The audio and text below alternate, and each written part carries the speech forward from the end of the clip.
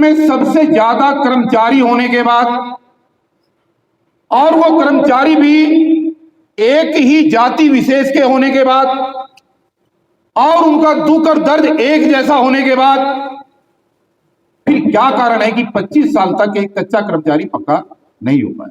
पता सबको है कि ये दुकानें हैं या यूनियन हैं, और ये क्यों बन रही हैं और इसके पीछे बनने का कारण क्या है।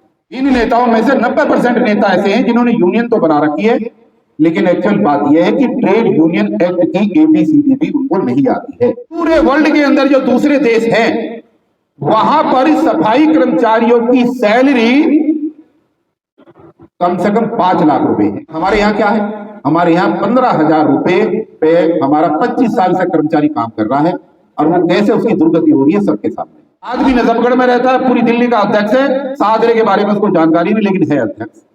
ट्रेड यूनियन के नेताओं और कर्मचारियों के बीच का जो विश्वास है, आखिर ये क्यों डगमगाया है? क्या कारण है कि कर्मचारी अपने ही नेताओं को जोनों के अंदर गाली देते हुए? जय वाल्मीकि कहते रहे कुछ नहीं मिला, हम जय कबीर कहते रहे कुछ नहीं मिला, जय नानक कहते रहे कुछ नहीं मिला।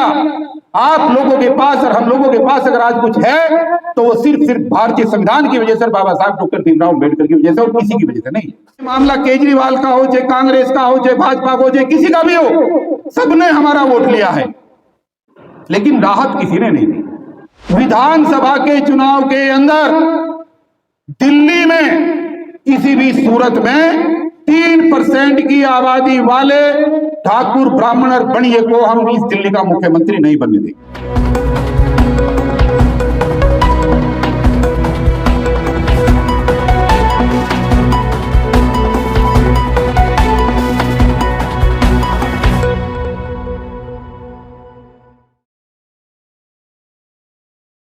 बड़ा अजीब सा एक विषय है,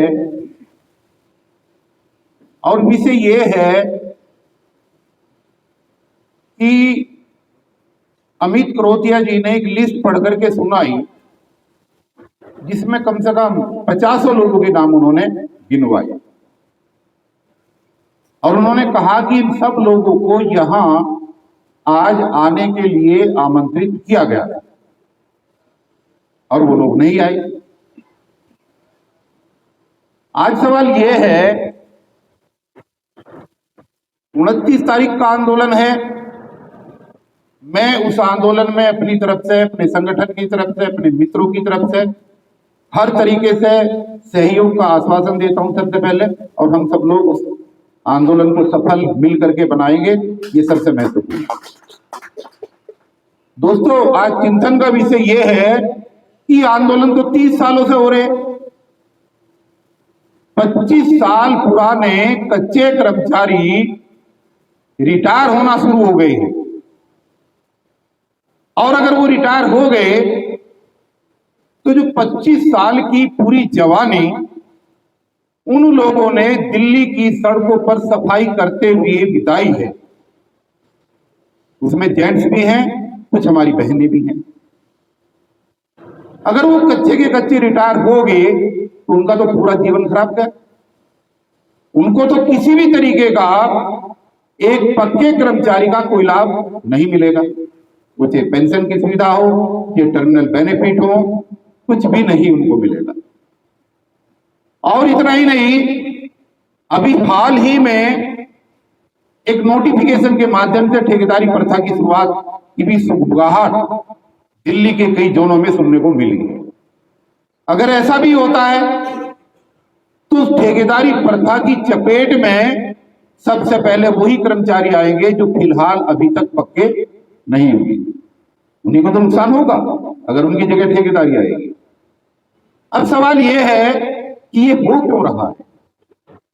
देखिए, हम चिंतन करते हैं, मनन करते हैं, मीटिंगें करते हैं, ये एक अच्छी बात है। यहां पर मैं बड़े इत्मीनान के साथ इस मंच के माध्यम से एक बात कहना चाहता हूं सभी सीनियर नेताओं की उपस्थिति में, कि बड़े जिम्मेदाराना तरीके से, बड़े होश और हवास में मैं अपने जीवन के 40 वर्ष के अनुभव के आधार पर यह कह सकता हूं कि जितने बढ़िया नेता जितने ज्यादा नेता, जितने सूझबूझ वाले नेता, जितने साधनों के संपन्न नेता इस एमसीडी के अंदर हैं, इतने देश के किसी भी डिपार्टमेंट के अंदर नहीं। ये कड़वी सच्चाई है, मैं बता रहा हूं आपको। मैं पूरे देश को घुमा है और बहुत बड़े बड़े संगठनों में राष्ट्रीय स्तर पर मैंने नेतृत्व किया है, लेकिन यहां से बढ़िया नेता नहीं है।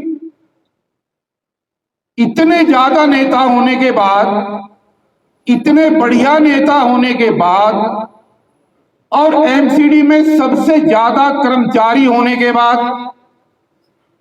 और वो कर्मचारी भी एक ही जाति विशेष के होने के बाद, और उनका दुख और दर्द एक जैसा होने के बाद, फिर क्या कारण है कि 25 साल तक एक कच्चा कर्मचारी पक्का नहीं हो पाया?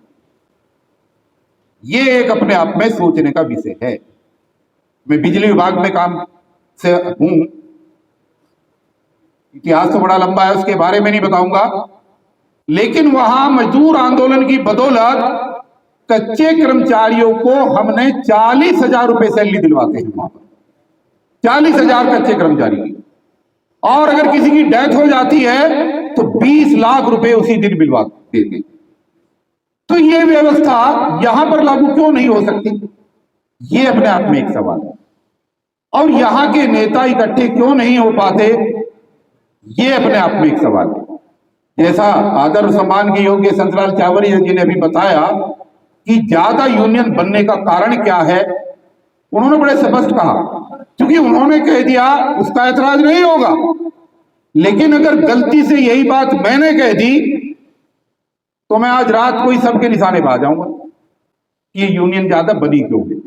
पता सबको है कि ये दुकानें हैं या यूनियन है, और ये क्यों बन रही है और इसके पीछे बनने का कारण क्या है। तो कम से कम अगर 50 यूनियन हैं छोटी बड़ी, और एक यूनियन में अगर 10-20 नेता भी हैं, तो कम से कम 1000 संख्या तो उन बढ़िया पढ़े लिखे नेताओं की है, जो सुबह से शाम तक बढ़िया कपड़े पहन करके निकलते हैं, बात करने लायक है, चर्चा करने लायक है, भाषण देने लायक है। फिर भी यहां पर ये निगम प्रशासन या दिल्ली की सरकार आपकी बातों को क्यों नहीं मान रही? इसके ऊपर भी कभी चिंतन मनन जरूर होना चाहिए कि इसका कारण क्या है। इन नेताओं में से 90% नेता ऐसे हैं जिन्होंने यूनियन तो बना रखी है, लेकिन एक्चुअल बात यह है कि ट्रेड यूनियन एक्ट की ABCD भी उनको नहीं आती है। लेकिन यूनियन बनी है, चल रही है, क्यों चल रही है वो भी संतलाल जी ने बता दिया। मेरा आप लोगों से आग्रह है, देखिए वाल्मीकि समाज सफाई कर्मचारी पूरे देश के अंदर जिस नौकरी के आधार पर अपना जीवन यापन चला रहा है, वो चतुर्थ श्रेणी के सारे पद केंद्र की सरकारों ने खत्म कर दिए हैं। वहां पर भर्तियां नहीं होंगी, वहां पर आउटसोर्स लागू कर दिया है। क्या हम लोग सड़क पर आए? क्या नेताओं ने आंदोलन किया? नहीं किया। कब करेंगे? मुझे तो नहीं लग रहा कि करेंगे कभी। पूरे वर्ल्ड के अंदर जो दूसरे देश हैं, वहां पर सफाई कर्मचारियों की सैलरी कम से कम 5 लाख रुपए है विदेशों में, और हमारे यहां क्या है? हमारे यहां 15,000 रुपए पे हमारा 25 साल से कर्मचारी काम कर रहा है, और वो कैसे उसकी दुर्गति हो रही है सबके सामने। ये जो चीजें हैं, इनके ऊपर आवाज कब उठेगी? कब हम एकजुट होकर के इन समस्याओं के बारे में सोचेंगे? ये अपने आप में एक सवाल है। तो दोस्तों,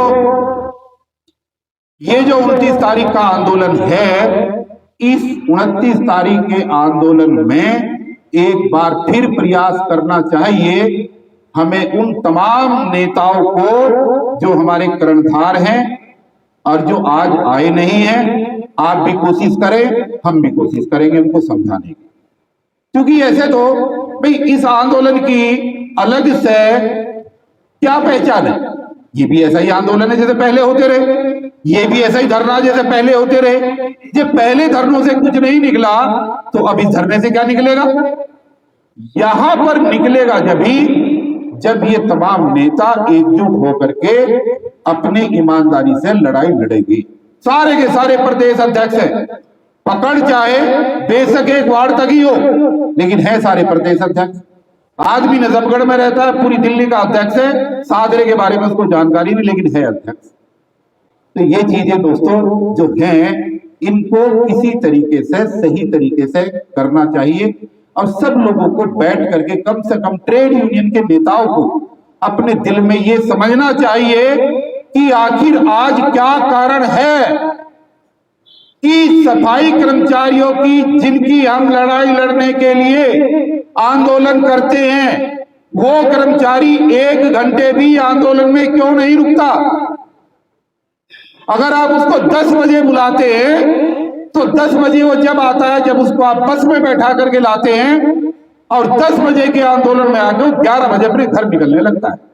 मैंने बहुत आंदोलन देखे एमसीडी के साथियों की। क्या कारण है इसका? ये जो विश्वास है ट्रेड यूनियन के नेताओं और कर्मचारियों के बीच का जो विश्वास है, आखिर ये क्यों डगमगाया है? क्या कारण है कि कर्मचारी अपने ही नेताओं को जोनों के अंदर गाली देते भी? भाई मैं ये नहीं कह रहा कि हमारे नेता खराब है, लेकिन ये जरूर है कि एक कैडराइज सिस्टम हम पैदा नहीं कर पाए। और भीड़ जो है, भीड़ कभी क्रांति नहीं करती। आप पूरे विश्व की क्रांतियां उठा करके देख लीजिएगा, चंद लोग होते हैं जो क्रांति करते हैं, बाकी लोग क्रांति करने वाली टीम के पीछे उनका अनुसरण करते हैं, तब जाके क्रांतियां कामयाब होगी। लेकिन यहां तो है ही नहीं, कहीं कैडर ही नहीं है, लोगों को ये पता ही नहीं है, और किसी की मील नहीं चल रही है, किसी के कारखाने नहीं चल रहे हैं, किसी के शोरूम नहीं चल रहे हैं, लेकिन 11 बजे उनको घर पहुंचना, पक्के हो या ना हो। तो ये जो व्यवस्था बन रही है, इस व्यवस्था से हमें कैसे पार पाना है, ये सबसे महत्वपूर्ण है। वास्तव में अब जय भीम जय वाल्मीकि कहते हैं, क्योंकि कड़वी सच्चाई कुछ और है। हम जिंदगी भर जय रविदास कहते रहे, कुछ नहीं मिला। जय वाल्मीकि कहते रहे, कुछ नहीं मिला।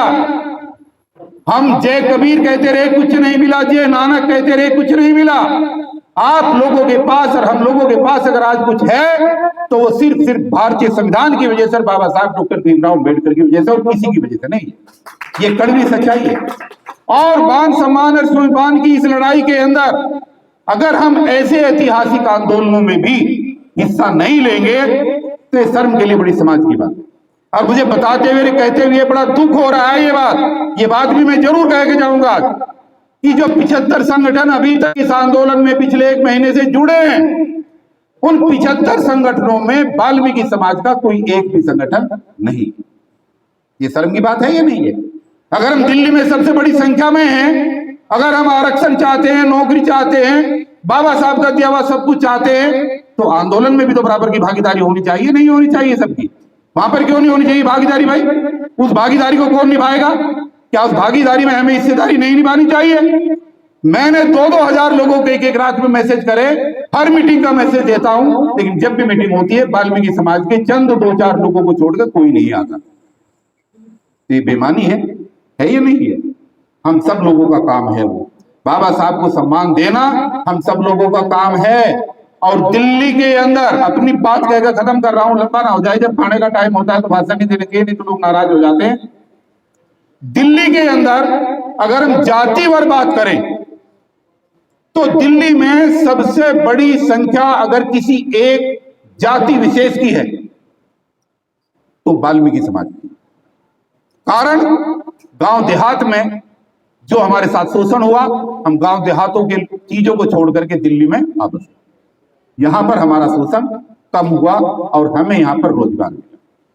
आज सवाल यह है, चाहे मामला केजरीवाल का हो, चाहे कांग्रेस का हो, चाहे भाजपा का हो, चाहे किसी का भी हो, सबने हमारा वोट लिया है, लेकिन राहत किसी ने नहीं दी। हमारी समस्याओं का समाधान किसी ने नहीं किया है। दिल्ली के अंदर 1 करोड़ 51 लाख मतदाता हैं। और इन 1,51,00,000 मतदाताओं में कम से कम 30 लाख मतदाता ऐसे हैं जो हमारे दलित समाज से। इतना बड़ा वोट बैंक हमारा, और फिर भी हम अपनी समस्याओं के लिए 25 साल से परेशान। इस बारे में भी हमें सोचना चाहिए। हमने एक आवाज उठाई है, और वो आवाज है 30 जून को एक बड़ा सम्मेलन करके आवाज उठाई है कि आने वाले फरवरी 2025 के विधानसभा के चुनाव के अंदर दिल्ली में किसी भी सूरत में 3% की आबादी वाले ठाकुर ब्राह्मण और बनिए को हम इस दिल्ली का मुख्यमंत्री नहीं बनने देंगे, बिल्कुल नहीं बनने देंगे। दिल्ली का मुख्यमंत्री अगर बनेगा तो दलित समाज से बनेगा, और दलित समाज के अंदर भी हमारी प्राथमिकता ये होगी कि वाल्मीकि समाज से बने। देश की आजादी के 75 साल के अंदर अनुसूचित जाति की तमाम उपजातियों में से सारी जातियों के मुख्यमंत्री बने, लेकिन आज तक 75 साल में वाल्मीकि समाज का किसी प्रदेश का मुख्यमंत्री आज तक नहीं बना। तो क्या हमें आवाज नहीं उठानी चाहिए? भाई आवाज उठाओगे जब तो कोई सुनेगा।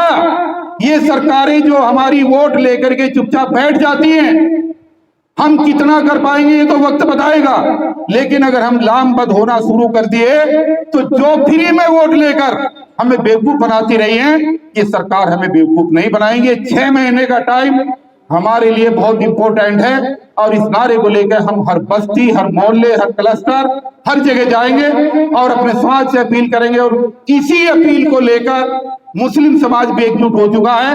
हमने ये दावा किया है कि अगर मुख्यमंत्री वाल्मीकि समाज का बनेगा तो उप मुख्यमंत्री दिल्ली के अंदर मुस्लिम समाज का बनना चाहिए, जो आज तक नहीं बना, इसलिए वो भी एकजुट होना शुरू होगी। तो ये कुछ पहलू ऐसे हैं, आखिर कब तक हम मांगते ही रहेंगे? कब हम अपनी शुरुआत करेंगे? क्या हम इतने सक्षम नहीं है कि अपनी वोटों की परवाह करना शुरू करें? ये सवाल अपने आप में एक बहुत वाजिब सवाल है। तो मैं आप सब लोगों से ये विनम्रता पूर्वक अपील करते हुए कि 29 तारीख के प्रोग्राम में हम सब लोग मिलकर के उसको ऐतिहासिक बनाएंगे, और 9 अगस्त के जंतर मंतर के प्रोग्राम में आप लोग सब लोग अधिक से अधिक संख्या में पहुंचे और उस आंदोलन को सफल बनाने का काम करें। आप लोगों ने मुझे बुलाया, और ये भाई जो काम में लगा है, अमित करोतिया मेरा छोटा भाई, बहुत प्यारा भाई है, लाडला है, इसने जो पीड़ा उठाया है, मेरी हार्दिक शुभकामनाएं इनके साथ और उटवाल साहब के साथ, उनको मैं बहुत सम्मान करता हूं। आपके इस आंदोलन को हम निश्चित रूप से दिन रात मेहनत करके आगे बढ़ाएंगे, और जितने भी साथी हैं जो हैं वो तो हैं ही, जो बाई दी वे नहीं आए, हमारा प्रयास होगा कि उनके पास भी जाकर हम रिक्वेस्ट करें कि वो इस आने वाली मुहिम में, इस महासंग्राम में, इस महायज्ञ में अपनी आहुति आकर के जरूर दें। तब तक सब लोग नहीं मिलेंगे जब तक हमें इसमें सफलता नहीं मिलेगी। जय भीम, जय भारत, नमो बुद्धाय।